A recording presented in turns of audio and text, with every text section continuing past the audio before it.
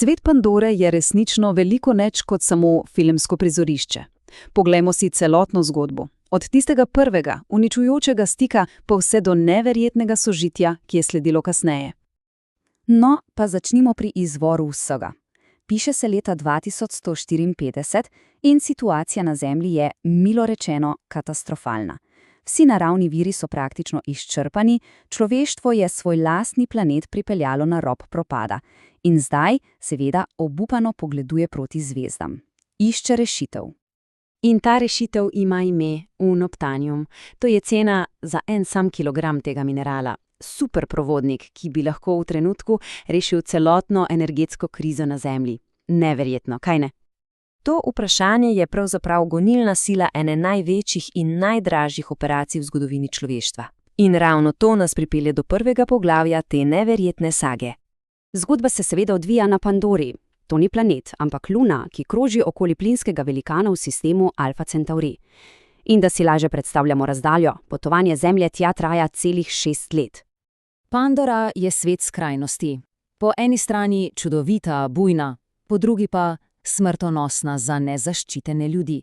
Njen največji zaklad, unobtanium, pa varuje nekaj veliko večjega kot samo njeni avtohtoni prebivalci. Za izkoriščanje tega vira je korporacija za razvoj virov, na kratko RDA, na Pandori postavila svojo trdnjavo. Ogromno, močno utrjeno bazo, po imenu Hell's Gate, sredi popolnoma neukročene divline.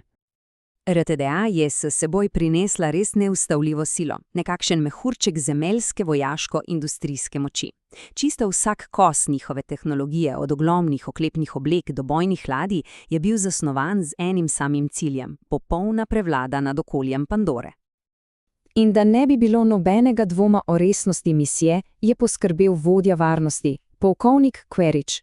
Njegovo sporočilo je bilo kristalno jasno. Nič, ampak res nič, ne bo stalo na poti do unobtaniuma.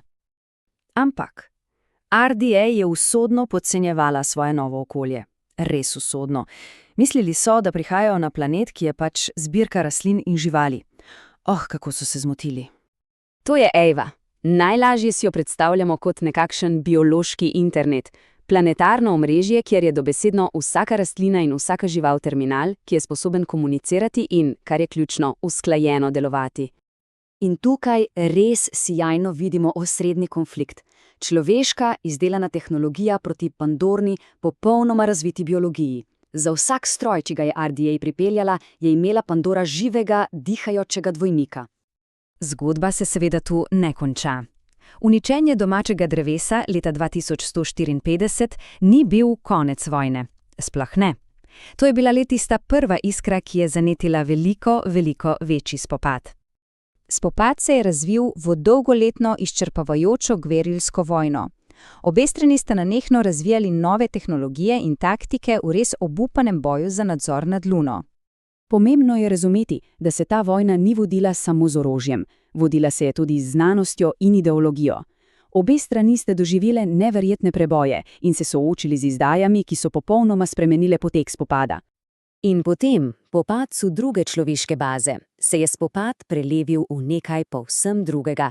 Iz vsesplošne vojne smo prešli v napeto, zelo krhko sobivanje. Ta pot do sožitja je bila seveda postopna, korak za korakom.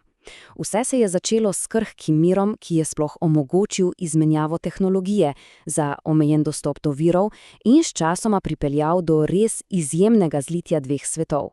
Cilj ni bil več osvajanje, ampak sodelovanje. Ampak morda najbolj globok in neverjeten razvoj od vseh je bil ta. Planetarni Pandore, Eva, je začel komunicirati s človeštvom. Pošiljali je lekcijo, sporočilo za zvezd. A ta novi raj je izjemno krh. Na obzorju se že kaže nova velika grožnja, ki nas pusti z zadnjo precej izzivalno mislijo. Ali lahko ta težko pribojena simbioza sploh preživi neusmiljeno večno ambicijo človeštva?